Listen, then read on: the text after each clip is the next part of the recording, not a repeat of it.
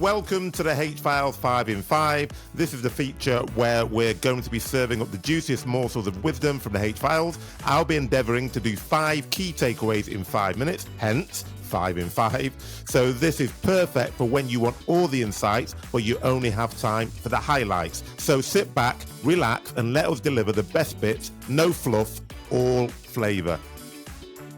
Today's 5 in 5 is pulled from my conversation with Amrit Dhaliwal, CEO of Wolfinch, who has built one of the UK's most respected home care brands, and we discussed holding mission and margin together without losing your soul. So let's dive into the 5 key takeaways. Takeaway number 1, profit is not the villain, it's actually the oxygen. Because in a purpose-driven sector like home care, where people still whisper the word profit like it's something to be slightly ashamed of, actually, you can't have good quality care and a good quality care business that's not also profitable. Obviously. Why? Because your mission costs money.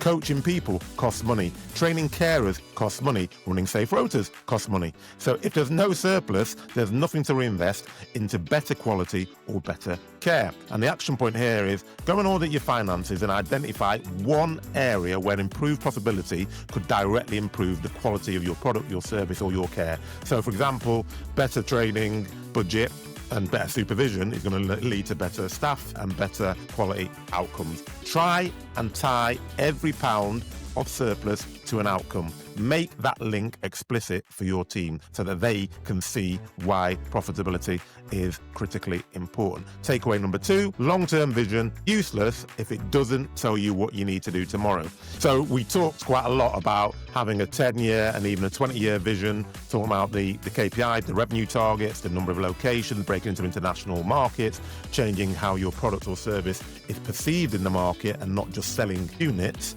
But here's the crucial bit. The vision should not just be a poster. It should actually drive tomorrow morning's to-do list. For example, this is my 10-year goal, so this is what I need to do tomorrow. And the problem is that most leaders will separate the two. They'll have the big lofty statement on one side, and they'll have daily chaos on the other. And that gap is where the confusion and drift live. So the action point here is write down your 10-year target and then force yourself to answer this simple question. What is the one thing I need to do this week that moves us towards that 10-year target and vision? If your 10-year vision does not shape your next 7 days, then it's probably completely pointless. Takeaway number 3, values aren't posters. They're hiring and firing criteria. Nearly every single leader that I meet, and have met actually, will say that they're values driven. Most of them, however, could not fire someone on the basis of those values if their life depended upon it. Now, Amrit was really blunt here because what he said is any time he's hired someone thinking that they're not quite right, but actually I'm desperate, so I'm going to employ them, it's blown up in his face. He would now rather stay in pay longer and wait for someone who really matches the value set that he's set, even if that takes years in some cases, because genuinely values-driven people are usually already doing meaningful work, so they're not always readily available. And this is where the EOS comes in, and we discussed that at some length. And EOS stands for the Entrepreneurial Operating System. And this forces you to define values, align decisions with them, and make sure that they run right through the business. So if a decision makes money but drags you away from your 10-year vision and your value set, it's probably the wrong decision.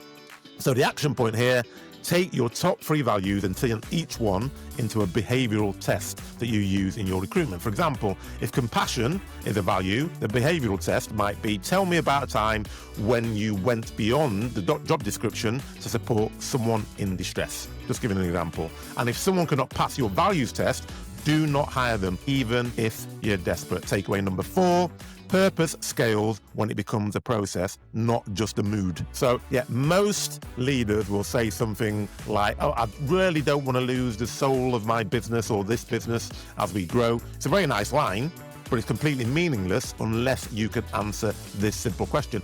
Have you actually written down what that soul is and what it looks like in practice? The answer is operationalize it. Operationalize the soul. We discuss tools like EOS, level 10 meetings that they discuss, and scorecards. 5 or 6 key numbers that you look at every week that tell you what is really going on. Does this still fit our 10-year goal? Does this still fit our mission? And on top of that, push everything into a process. How do we answer the phone? How do we deal with a disgruntled client? How do we respond when an employee is happy? Step 1, say this. Step 2, do that. Step 3, record it here. So the more that your soul is embedded in the process, the more you can train it, the more you can replicate it, the more you can protect it as you grow. Action point here, quite simply, is choose one experience that you never want to lose as you scale. For example, how we treat a distressed family in the case of Amrit's business. Now document the exact steps. Step 1, say this. Step 2, do this. Step 3, record this. Step 4, escalate to this. Because if it's not written down, it can't be taught. And if it can't be taught, then it's not going to survive the growth of your business. So takeaway number 5, at some point, you have to stop talking and just go and do the work and do the thing. This is the bit people don't generally tend to like, because underneath all the frameworks, the values, the meetings and the scorecards, the final message that we discussed was painfully simple. If you want to build something meaningful, you have to go and do the work. Not read about the work, not talk about doing the work in circles, not have endless meetings about preparing to do the work. Just go and do the work. Accept the sleepless nights, accept that there is no shortcut around effort, find the work that really matters, that others are not prepared to do, and double down on that. And if you're not willing to do that, be honest with yourself and move on, because you're not actually building anything. You're just playing with the idea of building something. So the action point here is identify one thing that you've been overthinking for months. Not planning, not reviewing, not having meetings about. Actually do it this week. Send a proposal, make the call, fix the problem. Just do the thing. No ceremony. So to wrap up, profit is oxygen. Vision should dictate tomorrow. Values must show up in your hiring and your firing. Soul must be a process, not vibes. And none of it works if you do not actually roll up your sleeves and just get on with it. Thank you very much for tuning in to 5 in 5. If you enjoyed this episode, then share it with someone who could use these insights and also direct them to the full episode. Don't forget to subscribe and join me next time for more practical wisdom in just 5 minutes. Until then, keep learning, keep growing, and keep making an impact.